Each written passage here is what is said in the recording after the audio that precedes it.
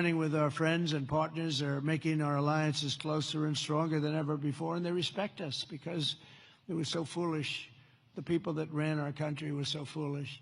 With these agreements, our nations will extend our vital security alliances into the realm of economic security for the first time ever. We're forging new partnerships on strategically important industries like shipbuilding, energy, semiconductors, critical minerals, and, very important pharmaceuticals. We learned that during COVID. We had to rely on other countries to give us pharmaceuticals. You can't do that. You have to, certain industries you want to have there. You want to have your medicines made ideally in your own country. Many of our agreements also include deepening collaboration of industries of the future, such as nuclear, quantum, artificial intelligence, where America is number one by a lot. Actually, we're really number one by a lot. We're number one in military consequence. We're number one in military, in the quality of the weapons. That's why everyone wants to buy for us. I'll tell you what we have a long lead on is submarines, nuclear submarines. We are so far advanced that by perhaps 20, 25 years. We're 25 years ahead of any competition. And not only are the tariffs strengthening our alliances, they're also bringing peace to the world. On Sunday in Malaysia, we signed the Kuala Lumpur Peace Accords, ending forever the war between Cambodia and Thailand. Thank you. Thank you. It's interesting. We were making trade deals with Cambodia and with Thailand, and I sort of watch what I do. I don't go to the beach and sleep all day. I like to watch. And I see Cambodia, Thailand, among many other nations. And this is true for numerous other deals, too. But I see Cambodia, Thailand, and I read a front-page story about the fact that there were thousands of dead people along the border. And they fought for a long time. And I said, wait a minute, we're making deals? And they're starting a war? They were just starting, and it was vicious. Thousands of people were killed along the border. There are two borders. And I said, let's call the head. I didn't know the heads of either one. I called them. They were both great people and sort of reasonable. I said, listen, you want a trade deal? We're not going to make a deal with you if you're going to be in war. Then I called Cambodia. I called Thailand. I called Cambodia, back and forth. And after about 2 days, we ended up with the help of Malaysia. Malaysia was like a mediator. We used a beautiful facility in Malaysia because it was too hot. The other two, and I don't mean hot weather-wise. I mean it was hot. It was too hot with bullets flying all over the place. And Malaysia was fantastic, and they helped implement it. The prime minister was great guy. Just left him. And within 2 days, we signed a deal. And the two people came in. They were like best friends. It was a beautiful thing to see. We saved probably millions of lives. They've had a tempestuous relationship I said, for how many years? 500 years. They said, that's a long time. That's a long time. But we think this is going to be, hopefully, I use the word everlasting. Same thing in the Middle East. We hope it's going to be everlasting peace. They've never had peace. They've 3,000 years, and we signed in the Middle East. But I've ended 8 wars in 8 months, and in many instances, trade has played a big part in getting those wars ended. On top of it all, tariffs now projected to reduce our deficit by $4 trillion over the next 10 years, and I think actually much more than that. That's national security, because you can't have deficits and you can't have debt all over the place. And it stops inflation and strengthening the dollar and ultimately balancing our federal budget, which I think we're going to do very quickly, only because of our policy of fair tariffs. And for any company that does not wish to pay the tariff, I say, you could build your factory in America. If you build your factory in America, there are zero tariffs. But, again, going back to the wars, it's so important. If you look at India and Pakistan, so I'm doing a trade deal with India, and I have great respect and love. As you know, for Prime Minister Modi, we have a great relationship. Likewise, the Prime Minister of Pakistan is a great guy, and the Field Marshal, they have a Field Marshal. You know why he's a Field Marshal? He's a great fighter. He really is. He's a great guy, too. And so I know them all. And I'm reading that 7 planes were shot down. They're going at it, and they're really starting to go. And it's a big thing. These are 2 nuclear nations, and they're really going at it. And I called Prime Minister Modi. I said, we can't make a trade deal with you. No, we must make a trade deal. I said, no, we can't. You're starting a war with Pakistan. We're not going to do it. And then I called Pakistan. I said, we're not going to do trade with you because you're fighting with India. And, 2 nuclear nations. And they said, no, you should let us fight. They both said that. They're warring. They're strong people, I'll tell you what. Prime Minister Modi is the nicest looking guy. He says, and he looks like you'd like to have your father, like, he's a killer. He's tough as hell. No, we will fight. I said, whoa, this is the same man that I know. But after a little while, and they're good people, and after literally 2 days, they called up and they said, we understand, and they stopped fighting. How is that? Isn't that amazing? Now, you think Biden would have done that? I don't think so. Most people wouldn't have thought of it, but,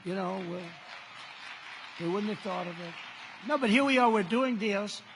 So you add an extra sentence, and you say you have to stop shooting at each other. 7 planes were shot down. You have to stop the war. And they stopped the war. And if it weren't for the tariffs, I said I was going to put 250% tariffs on each country, which means that you'll never do business. In other words, there's nothing you can sell for 250%. That means that's a nice way of saying we don't want to do business with you. You don't have to say that because that's a nasty, we don't want to do business. No. You say we're going to put 250% tariffs if you don't stop the war. And they understood that. And within 48 hours, we had no war, no people killed. I mean, it's makes me feel so good. It's we saved millions and millions of lives with all of them. Azerbaijan. If you look at just take a look at that one. That was going on for, I think, 38 years, right? And President Putin called me. He said, "It's amazing. It's amazing. We couldn't get that war stopped. 38 years it went on, millions of people killed, and we got it done. And the 2 countries came in, and they were in the White House, and they started off here."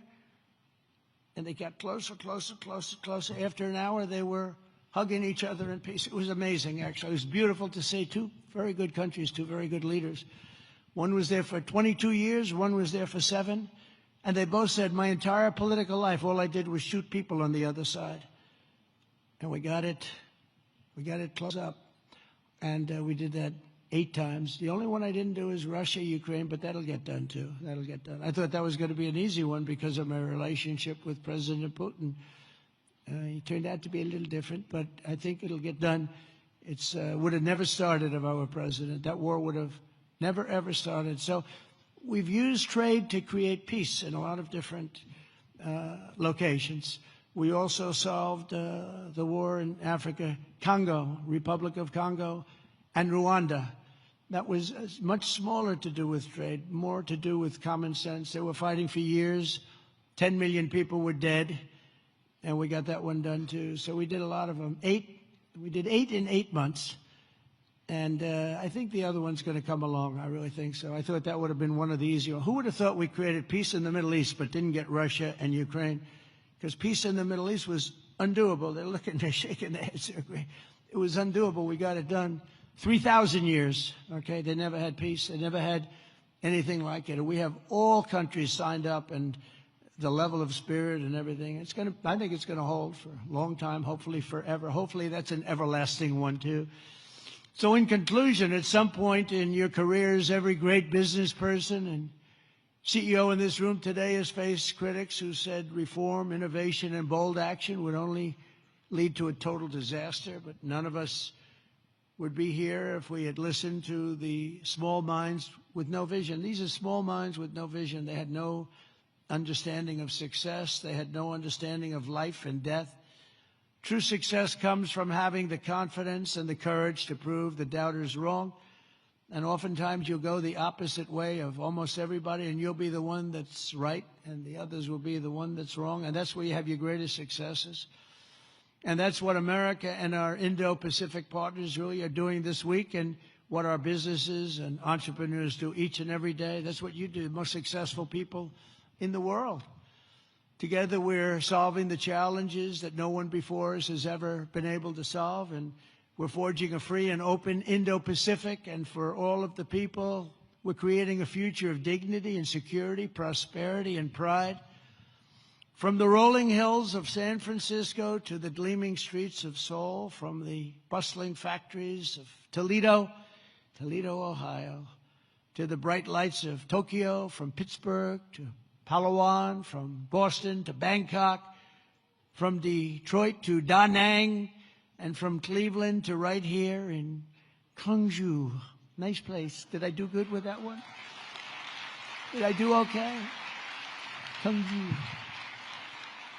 Good, beautiful place, by the way. We're strengthening old friendships, forging new bonds, building new factories, pioneering new industries, and creating a dramatically better world for our children and for generations to come. Together we will build a future of strong, independent nations on both sides of the vast ocean, joined by our common interests, united by common values, and reaching constantly toward a richer, safer, and more peaceful Pacific with fairness, persistence, and common sense. That's such an important two words. We will build together, we will trade together, we will prosper together, we will thrive together, and above all, we will win together like never before. We're going to have an incredible relationship together for generations to come. And I just want to thank everybody in the room. I know so many of you. You're incredible people. God bless you. God bless the nations of this great region, and God bless America. Thank you very much, everybody.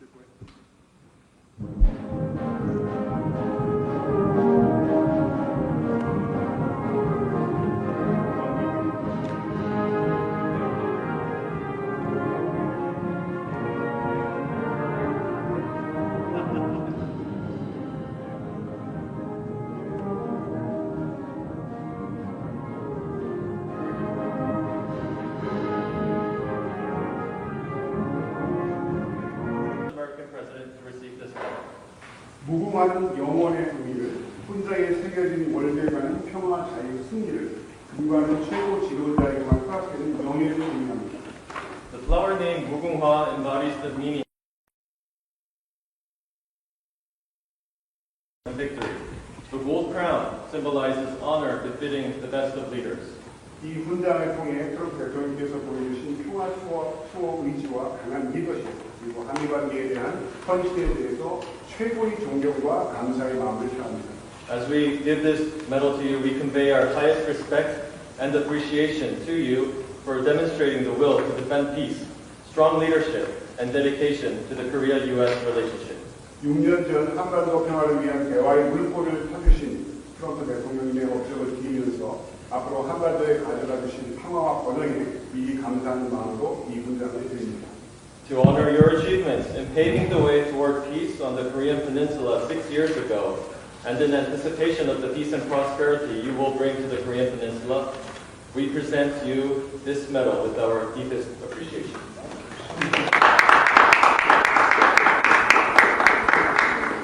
Thank you very much. Wow. That's as beautiful as it could possibly be. 너무나 아름답습니다. I always cherish it. 항상 소중히 간직하겠습니다. 대한민국 국민들이 우리 대통령님께 그런 감사의 마음을 담아서 드리는 것입니다. The people of Korea are awarding you with this medal with their deep appreciation. Thank you very much. It's a great honor, and we're going to keep it very good. Korea is very, very special. We have a very great relationship, and it will continue and only get stronger. Thank you very much. 대단히 감사합니다. 소중히 간직하겠습니다. 한국과 미국은 아주 강력한 동맹 관계이고 앞으로도 이것을 통해서 더욱더 굳건한 동맹 관계가 지속될 것으로 생각합니다. That is really beautiful. I'd like to wear it right now. 당장 걸고 싶은데요. Thank you so much. We'll cherish it. Thank you very much, everybody. Appreciate it. 소중히 간직하겠습니다. 대단히 감사합니다. 다음은 이재명 대통령께서 트럼프 대통령을 위해 준비하신 선물입니다. Next is a gift from President Lee Jae-myung to President Trump. 한반도를 최초로 통일한 고대 왕국 신라의 대표적인 인물 천마총 금관입니다. This is the Cheonmachong gold crown, which is a key artifact that represents the Silla dynasty, the first to unite the Korean Peninsula. 천마총 금관은 현존하는 신라의 금관 6점 중에 가장 화려하고 큰 금관입니다. This gold crown is the largest and most extravagant of the 6 existing gold crowns from the Silla period.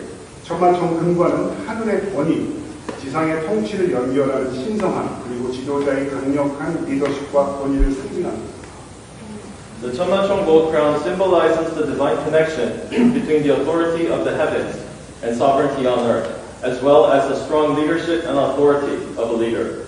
경주를 국비대로 찾으신 우리 트럼프 대통령님께 한반도에 처음으로 평화를 가져온 신라의 정신과 함께 한미 동맹의 황금기를 상징하는 이 금관을 선물로 준비하였습니다. We present this gold crown to you on this joyous occasion of your state visit to Gyeongju, because it symbolizes the spirit of Silla, which brought peace to the Korean Peninsula for the first time, and the opening of the golden age of the Korea-U.S. alliance.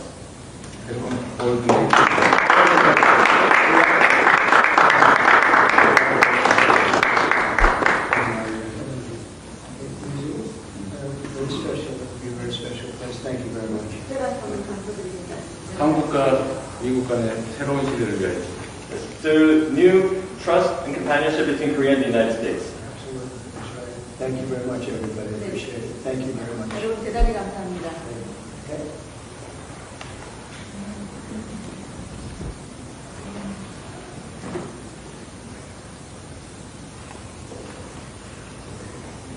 Driving up in the Beast, that's called the Beast.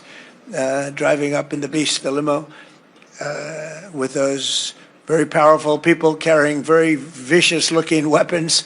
It was something. That was some spectacle and some beautiful scene, and I know what goes to making that happen. But it was so perfect, so flawlessly done, and all of us, I can speak for my entire cabinet and all the people with me, I don't think we've ever seen anything like that.